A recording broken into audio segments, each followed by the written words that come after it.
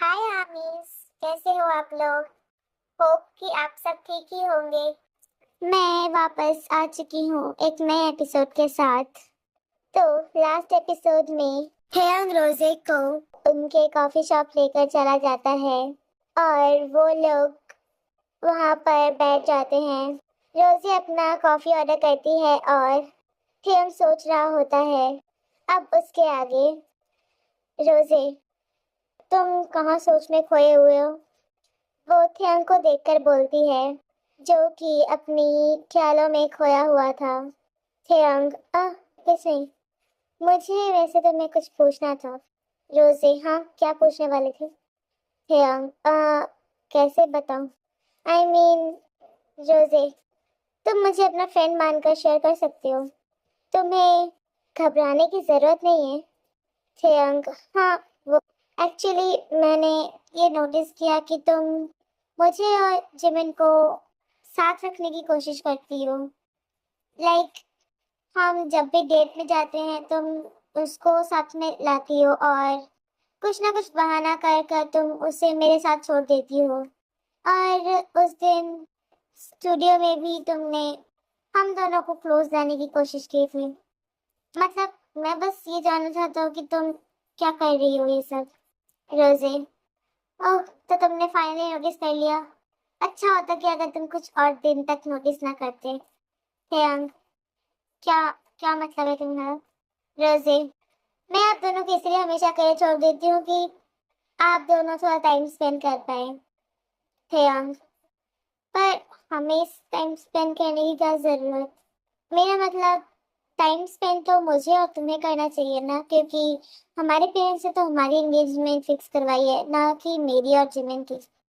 रोजे, हाँ, सही कहा। लेकिन मैं चाहती हूँ कि आपकी और उनकी शादी हो जाए, ना कि मेरी और आपकी। थेयंग थोड़ा सा शॉक हो जाता है ये सुनकर। थेयंग, एक मिनट, तुम कहना क्या चाहती हो? मेरा मतलब, तुम क्यों चाहती हो कि हम दोनों की शादी हो? रोजे, ओ, उसे गलत वे में मत लेना। मेरा मतलब ये नहीं कि आप मुझे अच्छे नहीं लगते, पर मुझे अभी अपने करियर में थोड़ा फोकस करना है।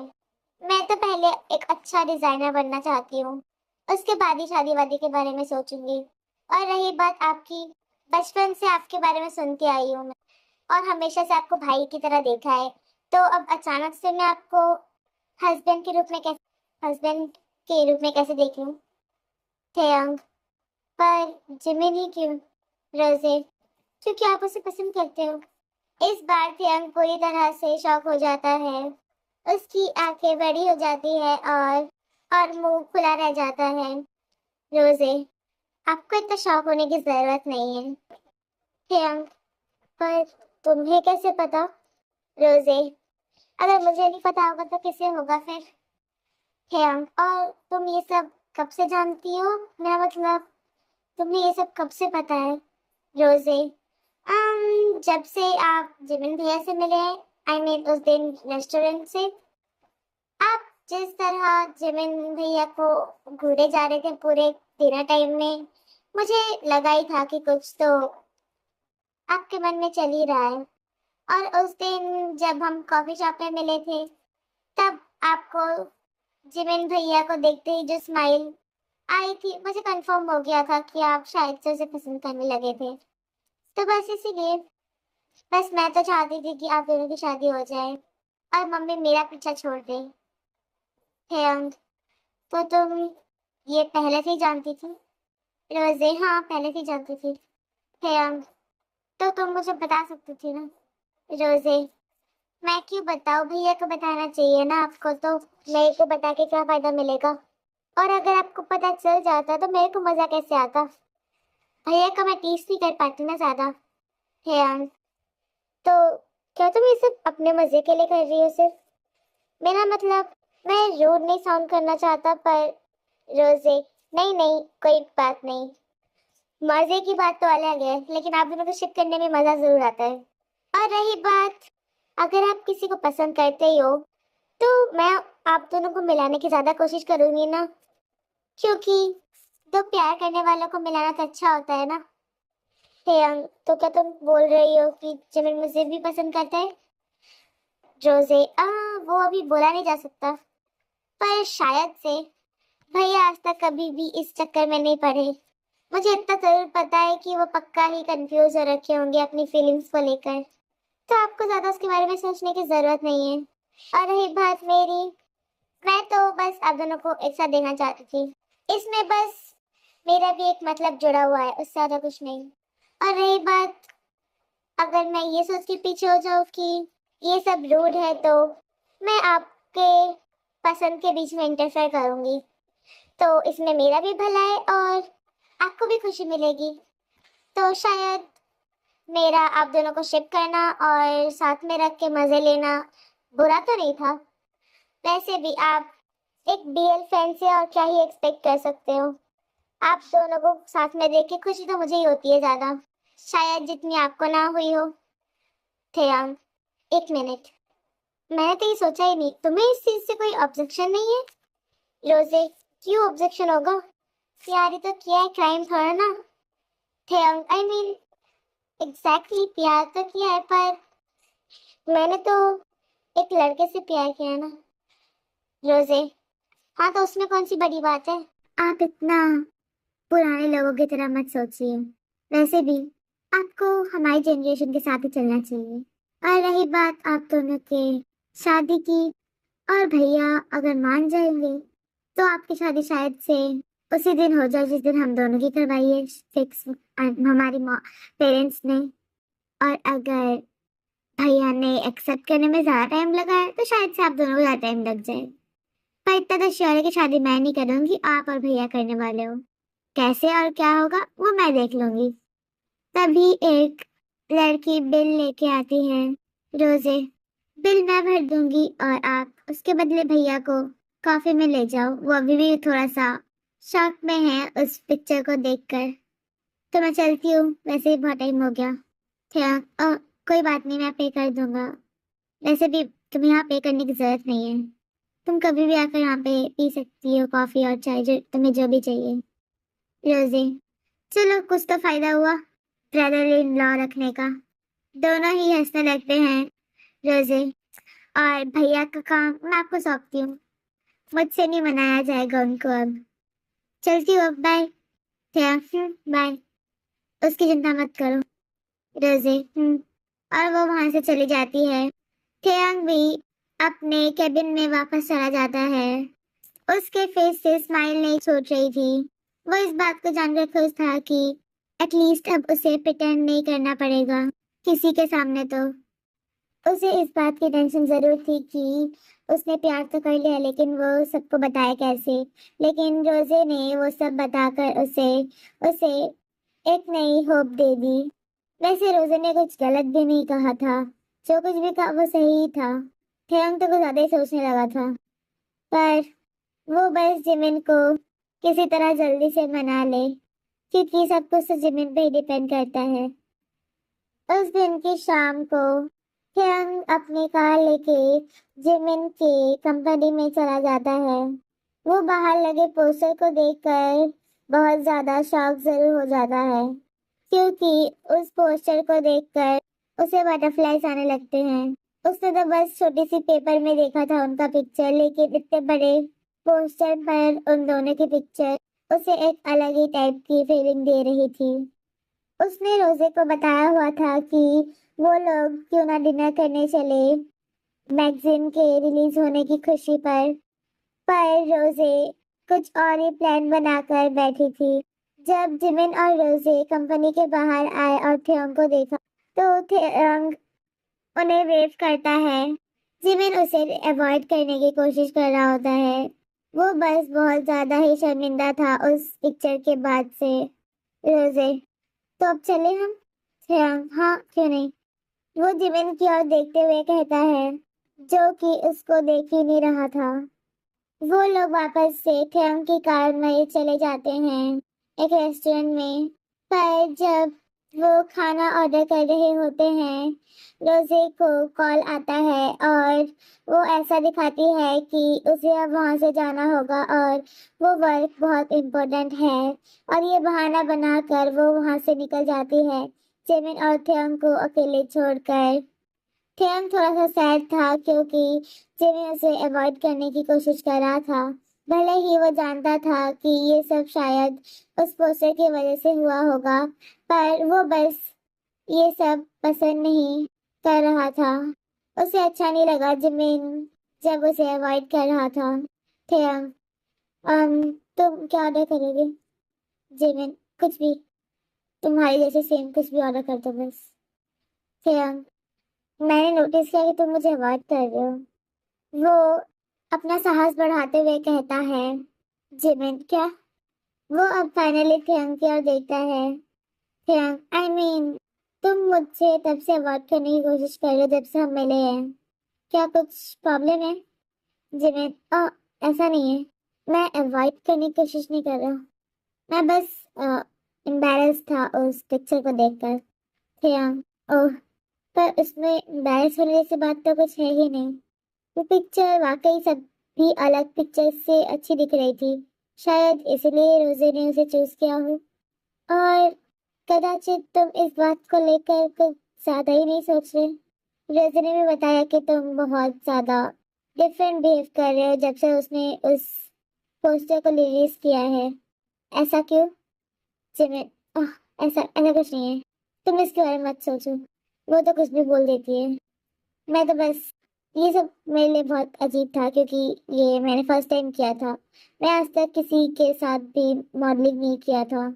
मैंने मुश्किल से शायद एक दो लोगों के साथ किया होगा, पर ऐसी मॉडलिंग नहीं की थी। तो ये थोड़ा सा शॉकिंग जरूर था मेरे लिए। तुम टेंशन मत लो, मैं कुछ दिनों में ठीक हो जाऊंगा वापस। प्रियांक, इसी तरह वो बातें करते हुए अपना डिनर खत्म कर कर वापस चले जाते हैं अपने घर पर। थियांग को थोड़ा बुरा जरूर लगता है क्योंकि वो सोचने लगता है कि जिमिन शायद उसे पसंद नहीं करता। पर जब रोजे की बात उसे याद आती है तो वो थोड़ा सा खुद को संभालता है और रेस्ट करने निकल जाता है। दूसरी ओर जिमिन जब घर पहुंचता है तो उसके पापा उसे बहुत ही खुशी से वेलकम करते हैं। जिमिन इस बात को लेकर थोड़ा शॉक जरूर था। जिमिन, ये क्या हो रहा है? वो बोलता है जब उसके पापा पार्टी बम फोड़ते हैं।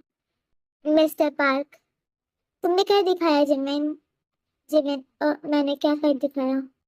मिस्टर पार्क, क्या तुमने रिसेंटली सेलिंग देखी हमारे प्रोडक्ट्स की? स्पेशली ड्रेसिंग में हमारी सेल्स कुछ ज्यादा ही बढ़ गई है लास्ट कुछ दिनों से। इस बार की जो ड्रेसिंग आउटफिट्स थी वो बहुत ज्यादा सेल हुई है और बहुत ज्यादा कम समय में। इस तरह के डिजाइन के लिए और तुम्हारी मॉडलिंग के लिए हमारी सेल्स बहुत ज्यादा स्पीड से बढ़ी है इस बार। जिमिन, ओह, ऐसा है क्या? मिस्टर पार्क, सही में मुझे बिलीव नहीं हो रहा कि तुम इतनी जल्दी इतना आगे पहुंच जाओगे। और रही बात तुम्हारे काम की, मैंने तुम्हारे मैनेजर से सुना कि तुम बहुत ज्यादा अच्छा काम कर रहे हो। एज अ इंटर्न तुमने बहुत ज्यादा आगे तक का काम किया है, तो तुम्हारे लिए अप्रिसिएशन तो बनता ही है। Jimin, oh, thank you so much. मुझे लगा नहीं था कि आप सब इतना खुश हो जाएंगे। अच्छी बात है कि मैं आप लोगों को खुश कर पाया। मिसेस पार्क, सिर्फ खुश ही नहीं किया, बहुत ज्यादा खुश। हम तुम्हारे पे बहुत गर्व करते हैं। अब हैप्पी न्यूज भी सुना दो उसको। वो मिस्टर पार्क को देखते हुए कहती है। जिमिन, कौन सी बात? मिस्टर पार्क, मैंने रोजे से सुना कि तुम मॉडलिंग बहुत अच्छी करते हो और मॉडलिंग के सारे पोज और उनकी आइडियाज भी तुमने दिए थे जो कि इतनी ज्यादा सेल्स का कारण बनी है। और तुम्हारे मैनेजर ने भी तुम्हारी बहुत ज्यादा प्रशंसा की थी। तो तुम्हारे काम से खुश होकर मैं तुम्हें अब हमारी कंपनी सौंपता हूँ। अब मैं श्योर हो चुका हूँ कि तुम हमारी कंपनी अच्छी तरह से संभाल लोगे ना? जिमिन, क्या? वो बहुत ज्यादा शौक हो जाता है जब वो ये सुनता है। उसने रिसेंटली ही काम करना स्टार्ट किया था और इतनी जल्दी उसे वो कंपनी मिल जाएगी उसे ये पता नहीं था। जिमिन, क्या आप सच बोल रहे हो? मिस्टर पार्क, ऑफ कोर्स, झूठ थोड़ा ना बोल सकता हूँ तुम्हें। तुमने सच में बहुत अच्छा किया इस बार। जिमिन, पर उन मॉडल्स। तभी रोजे उसे आकर टोक देती है। रोजे, कंग्रेचुलेशंस भैया, अब मुझे ज्यादा काम करने की जरूरत नहीं पड़ेगी। आई होप कि आप मुझे ज्यादा काम नहीं करवाओगे, है ना? वो उसे साइड आई से देखती है। जिमिन हाँ, वो इस बात को लेकर शॉक जरूर था कि रोजे ने पूरा क्रेडिट उसको क्यों दिया था, क्योंकि वो सारे पोज तो उसके द्वारा करवाए गए थे। मिस्टर पार्क, अब मैं फाइनली एश्योर हो सकता हूँ और आराम से रेस्ट कर सकता हूँ। तुम लो अब मेरा बोझ। और हाँ, याद रखना, किसी भी हालत में कंपनी गिरनी नहीं चाहिए। अभी तक मैं इसे संभालते आया हूँ, अब ये तुम्हारी रिस्पॉन्सिबिलिटी बनती है। और अब जब तुम सीईओ बन ही गए हो, तो ऑफ कोर्स तुम्हें ये पता होना चाहिए कि तुम्हारा काम बढ़ जाएगा अब से। और कुछ भी बोलो या फिर करो तो सोच समझ के करना सब कुछ। समझ आया? जिम्मे हाँ, समझ आ गई। रोजे, वैसे पापा, आप ये ज्ञान ना उसको बांट लेना। क्यों ना कहीं बाहर चले खाने के लिए आज। मिसेस पार्क, सही कहा। वैसे भी मुझे अभी खाना बनाने का कोई मूड नहीं है। मिस्टर पार्क, तुमने खाना नहीं बनाया था अभी तक? रोजे, मैंने ही मना किया था मॉम को, क्योंकि मुझे तो पता ही था आप भैया को कंपनी देने वाले हो अभी। तो ऑफ कोर्स सेलिब्रेशन तो बनता ही है ना। तो क्यों ना बाहर चले खाने आज। जिमिन, मैं बहुत टायर्ड हूँ, मुझे बस थोड़ा सा रेस्ट चाहिए। आप लोग जाओ बाहर। जिमिन थोड़ा सा हेजिटेट करते हुए कहता है, वो चाहता नहीं था वापस कहीं बाहर जाना। वो तो बस थोड़ा रेस्ट करना चाहता था अभी। थेयंग, उसके दिमाग से जा ही नहीं रहा था। उसका दिमाग सिर्फ थेयंग की ओर ही घूम रहा था, और ये पूरे दिन से हो रहा था उसके साथ। रोजे, आप नहीं जाओगे तो क्या फायदा। सेलिब्रेशन तो आपके लिए ही है ना, तो आपको तो जाना ही पड़ेगा कुछ भी हो जाए। जिमिन, कोई बात नहीं, तुम लोग जाके सेलिब्रेट कर लो ना, मुझे बस थोड़ा सा रेस्ट चाहिए। मैं बहुत टायर्ड हूँ आज। रोजे, आपको सीईओ बनना है और आप इतने से काम में टायर्ड हो जाते हो। आप कैसे करोगे काम इतना सारा फिर। मिसेस पार्क, जिमिन कोई बात नहीं, हम कल चल लेंगे फिर। एक काम करते हैं, अभी बाहर से खाना बना मंगवा लेते हैं और तुम उसी को खा के सो जाओ जाकर। रोजे, पर माँ। मिसेस पार्क, कोई बात नहीं, कल चल लेंगे ना हम सब साथ में। वैसे भी वो बहुत टायर्ड दिख रहा है अभी, शायद से उसने ज्यादा काम किया हुआ आज। तो आज रहने देते हैं, ठीक है। रोजे कुछ सोचती है और फिर हाँ में सहला देती है। और इस बात को देखकर जिमिन शॉक जरूर हो गया था, क्योंकि रोजे इतनी जल्दी मानने वाले बच्चों में से तो है नहीं। वो इतनी जल्दी कभी नहीं मानेगी, वो बहुत ही जिद्दी थी। पर उसे लगा शायद उसे समझ आ गया हो कि वो बहुत टायर्ड था और रेस्ट करना चाहता था, तो शायद इसीलिए उसने हाँ कह दिया हो। ये सोचते हुए वो अपने मॉम डैड को यह कहकर चले जाता है अपने रूम में कि वो फ्रेश अप होने जा रहा है। पर जिमिन फ्रेश अप होने के बाद आते ही सो जाता है। जब मिसेस के पार्क उसे बुलाने आती है, वो थोड़ा सा में हो जाती है, क्योंकि जिमिन ने डिनर नहीं किया था और अभी वो सो रहा था।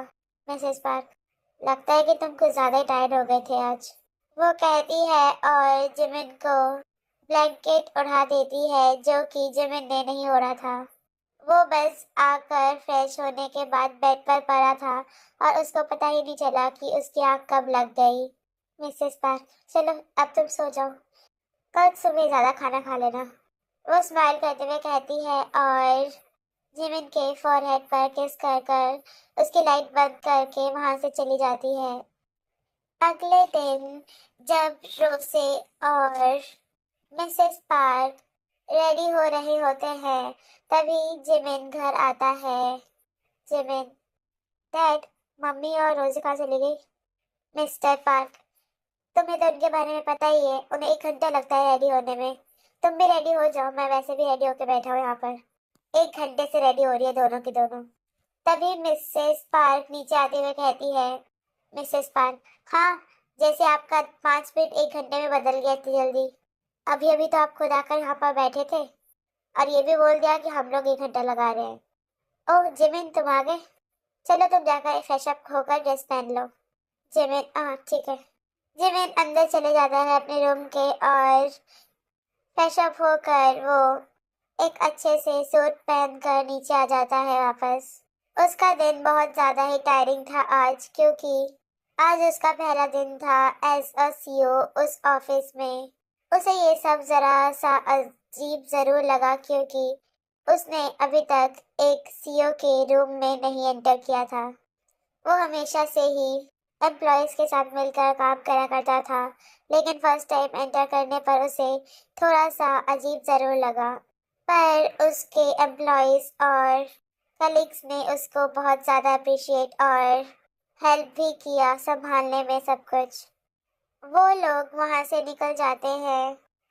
वो लोग एक बड़े से रेस्टोरेंट के सामने आकर रुकते हैं। जिमिन उन लोगों को उतर के अंदर जाने बोलता है और खुद जाकर कार पार्क कर कर आता है। पर जैसे ही वो एंटर करता है रेस्टोरेंट के, उसे और ज़्यादा बड़ा सरप्राइज मिलता है। और सबसे बड़ा सरप्राइज उसके लिए ये था कि वहाँ पर किम फैमिली भी थी, जिसका मतलब अब वो सेलिब्रेशन थियंग के साथ भी करेगा। तो आज के लिए इतना ही। मिलते हैं नेक्स्ट एपिसोड में। बाय।